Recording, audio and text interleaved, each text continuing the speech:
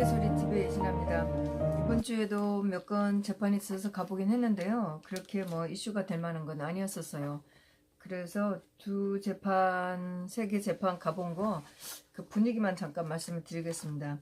3월 5일 화요일 날 이태아 그 530 사이버 사단장 이게 파기환송 3차라고 해서 가봤는데 아마도 그 판사가 달라져서 그런지 뭐 새로 하는 것 같은 그런 분위기의 재판이었었어요.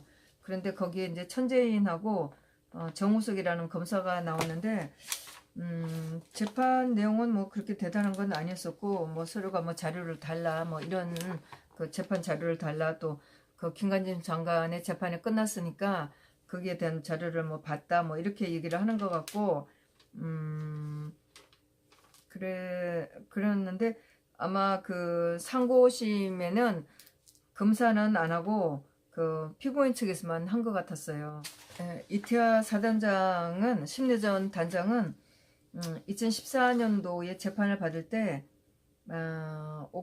연재호 옥도경 사령관은 불구속 상태로 재판을 받았었고 그다음에 이분만 1심에서 2년 실형을 받아서 법정 구속이 됐어요. 그래서 3개월 되어 있다가 8월에 보석을 풀려났는데 이분만 실형을 받은 걸로 돼 있어서 이분 개인적으로는 굉장히 좀 억울하다는 그런 아마 그 심정일 거라는 걸 제가 알고 있었는데 김관진 장관님 재판에 증인으로도 나오셨다는 얘기를 들었는데 그렇게 뭐 증인이 그렇게 편한 건 아니었다고도 얘기는 듣긴 들었었어요. 근데 이날 뭐 재판이 그렇게 뭐 서로 뭐 자료를 어떤 재판에 있어서 기록물을 달라 뭐 이런 얘기를 하고 그래서 큰 내용은 없이 끝났는데 재판이 끝나고 그 검사의 두 놈이 먼저 나갔어요. 그랬는데 이분하고 천재니가 이분한테 다가가서 악수를 청하면서 인사를 하고 그러는 걸 보고 굉장히 의외다 그랬어요. 근데 그 재판 김관진 장관님 등의 재판에서 재판이 진행되는 동안에는 이렇게 뭐 인사하는 거는 저희도 못 봤고 물론 뭐 저희가 나가서 뭐 분위기가 뭐 사람들도 많고 하니까 검사들은 나중에 나왔었고 하니까 인사할 시간은 없었었죠. 그런데 그 이태아 사단장 재판이 끝나고 나서 이제 물론 방청객은 뭐 김동지하고 저밖에는 없었고 그래서 이제 증인이 아니 그래서 이제 검사들이 먼저 나왔는데 그 이태아 단장하고 악수를 하는 거였어요. 그리고 제가 굉장히 좀 떡한 느낌이었었죠. 그래서 이제 저희가 이제 방청객이 없는데 김동지하고 저하고 둘이 가니까 이분이 저희들 쳐다보고 저희도 인사를 했어요. 수고하셨다고 고생하셨다고 그 힘내시라고 이렇게 했는데 그래서 이제 이분이 저희들 좀 뜨악한 눈으로 좀 누군가 하는 눈길로 쳐다보길래 저희가 이제 천재인이 저희 김동지가 그랬죠. 천재인이 그 이재수 사령관을 그렇게 한 인간이라고 좀 이제 좀 나쁘게 얘기를 하려고 했더니 이분이 천재인의 아버지가 해군 소령 출신이라고 이렇게 얘기를 하는 거예요. 아유, 근데 뭐 아버지가 군인이었으면 군인 가정에서 자란 인간이 어떻게 저렇게 할 수가 있는지 지금 같은 군인들을 재판을 하면서 어떻게 저렇게 냉혈하게 할 수 있는지 모르겠어요. 하여튼 그래서 저희는 조금 예상치 못한 장면을 보고 그렇게 했는데 재판 내용은 뭐 특별한 건 잘 모르겠고 날짜만 이제 5월 9일로 정한 거 보고 나왔고 그 다음에 3월 6일 수요일 날 김기춘 실장님하고 허현준 행정관이 나오는 화이트리스트 재판이 이제 계속됐는데 사실 뭐 이 재판이 계속되는지 안 되는지 제가 잘 몰랐었어요. 기록은 해놨는데 날짜를 좀 뭐 제대로 얘기를 안 해서 정확하게는 잘 모르고 있었어요. 그랬는데 하여튼 3월 6일날 이제 두 분 재판이 있어서 가봤는데 이날 정경련에 근무하는 직원이 증인으로 나왔는데 이 사람이 1995년에 정경련에 입사를 해서 2013년에서 2015년까지 사회협력팀장으로 있었다고 이렇게 얘기를 하는데 이날의 쟁점은 이 사람이 조사를 받아 나올 때 물론 뭐 이제 그 정경련에서 보수 단체들 일반 그 사회 단체들한테 지원한 내역서를 가져와서 신문을 받고 한 내용을 가지고 피트를 하고 그랬는데 그 중에 하나 눈에 띄는 게 보수 시민단체라고 하는 항목이 있었어요. 그래서 변호사가 김기춘 시장님 변호사가 이 점을 중점적으로 물어봤는데 이 사람이 대체적으로 자기가 편리한 데 따라서 모른다, 기억이 없다 이 얘기를 엄청 많이 했었어요. 그런데 그날 냈던 자료, PPT로 보여줬던 자료, 이 자료를 이건 누가 요청을 해서 이런 자료를 만들었나, 이렇게 물었는데 이 사람이 그걸 기억이 없다고 그러면서 모른다는 거예요. 근데 이 사람이 만들었던 자료, 그러니까 내용은 자기가 만드는 게 아니고 밑에 있는 사람한테 시켰다고 하고 자기는 받아서 가지고 왔다고 하는데 이 사람도 웃기는 게 검토도 안 하고 그냥 자기는 받아갖고 덜렁 냈다는 식으로 얘기를 하는 거였어요. 그런데 거기 이 사람이 낸 자료 중에 굉장히 중요한 항목이 보수 시민단체라고 있는데 2012년 13년도에 없다가 2014년도에 나온 항목이었어요.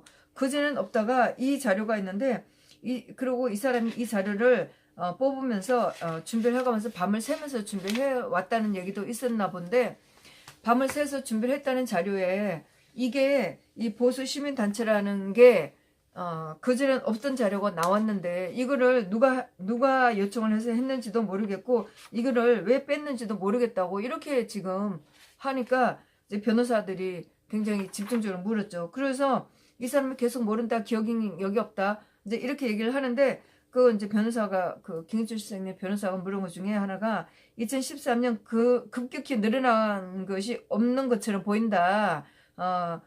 급격히 늘어난 게 없죠. 이렇게 얘기를 하니까 이제 그 전에도 뭐 이 사람 그 자료에 그 PPT를 띄워준 이 사람이 준비했다는 자료, 자기가 밑에 있는 사람이 만들어준 자료 보지도 않고 나왔던 이 자료, 그래서 계속 물으니까 모른다, 기억력이 없다. 이 자료에 대해서 2013년에 급격히 늘어난 것처럼 보이진 않는다.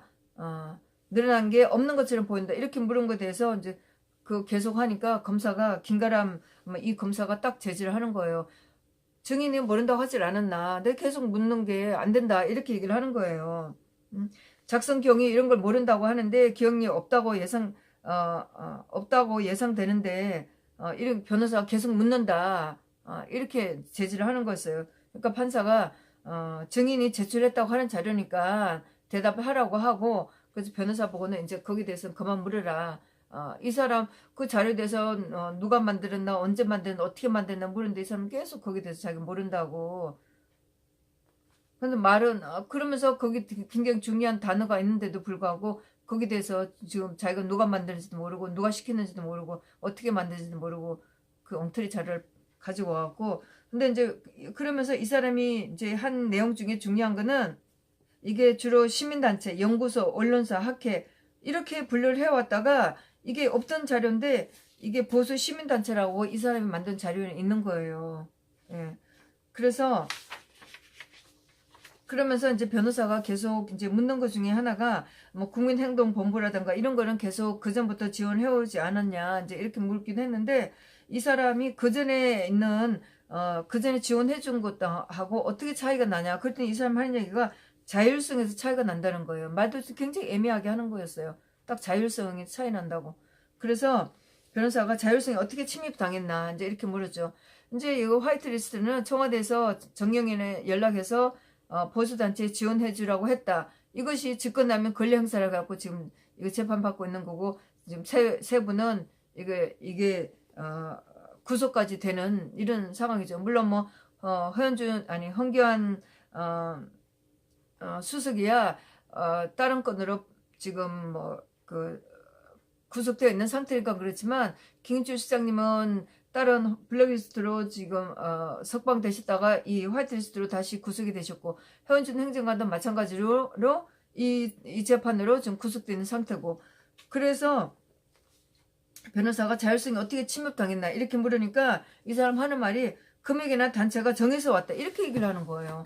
한 번도 어떤 증인한테 이렇게 얘기를 들어본 적이 제가 물론 많이 들어가지 않았기 때문에 수도 있지만 이렇게 증언한 거는 정경련에서 이렇게 증언한 거는 처음 봤었어요. 청와대에서 어느 누구도 이렇게 시킨 사람이 없는 게 명명백백한데도 이 사람이 이렇게 얘기를 하는 거였었어요. 그러면서 이 사람이 하는 얘기가 금액은 저희가 정할 수 없거나 한꺼번에 나갈 수 없기 때문에 나눠서 줬다. 아니 제가 뭐 블랙리스트나 화이트리스트 재판에 들어갔지만은 한 번도 어떤 조사에서도 이런 얘기를 들어본 적이 없는데 이 사람이 하는 얘기가 금액이나 단체가 정해서 내려왔다? 이거를 어떻게 믿어요?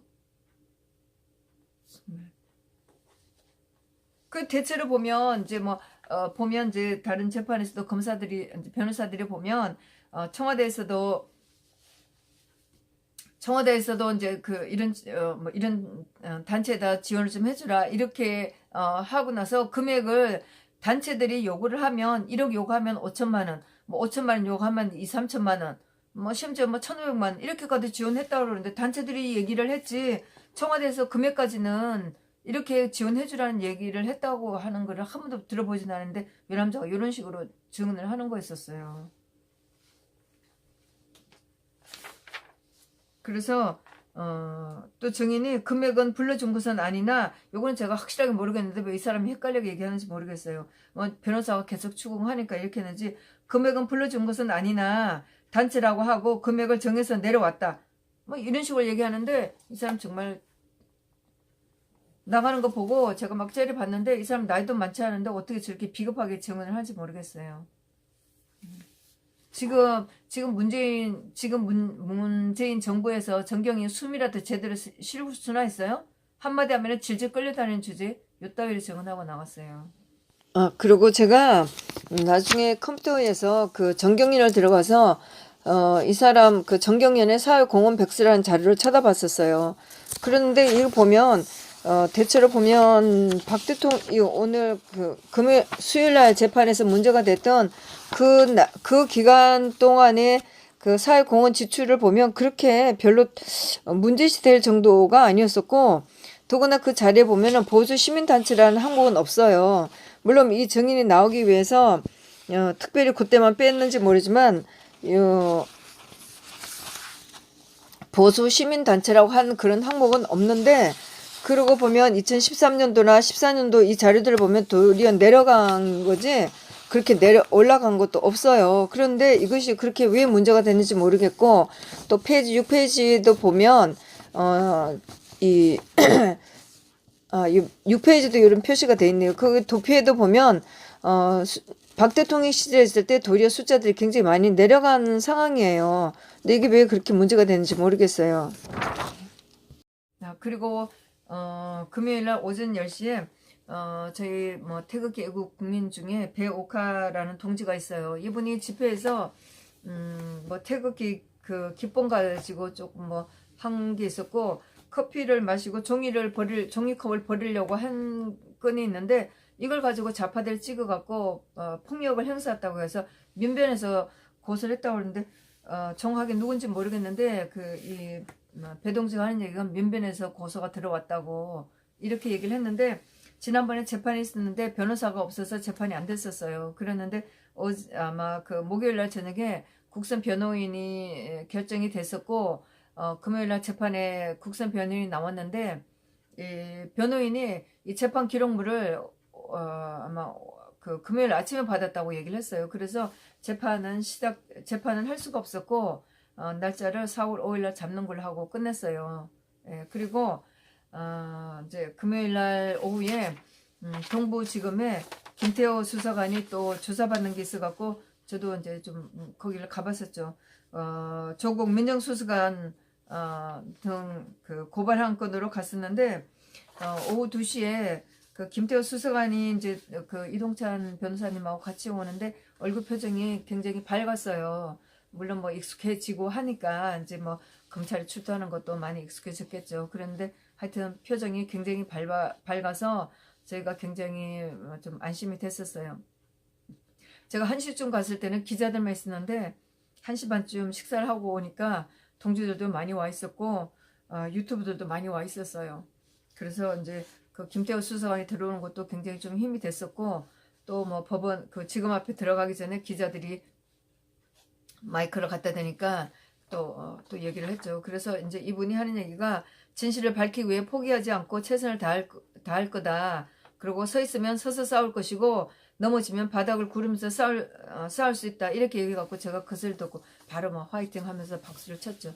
저희 동지들이 다 화이팅 하고 그랬는데 그나마 동지들이 그 수원이든 서울 동부지검이든 열심히 다니면서 응원해 주니까 그분도 힘을 받는 것 같아서 저희도 좀 든든했었어요. 우리 뭐 여투이가 열심히 다니면서 응원을 하는 것이 그래도 이분이 혼자가 아니라고 힘을 주는 것 같아서 좋았었고, 그렇지만 뭐 뭐니 뭐니 해도 돈이 최고죠. 돈이 있어야 되는 거니까 뭐 우리가 여러 가지로 힘들죠. 이게 뭐 하루 이틀 끝날 수 있는 것도 아니고 그렇긴 한데, 하여튼 뭐 동지들께서 좀 아끼시고 하셔서 여기저기 후원할 때도 많고 뭐 그런데, 하여튼 이분한테도 좀 후원도 열심히 하시갖고 또 힘을 많이 받도록, 우리가 구호만 외칠 게 아니고 하여튼 돈이 있어야 힘을 받는 거니까 후원을 좀 하시도록 해주세요. 예, 감사합니다.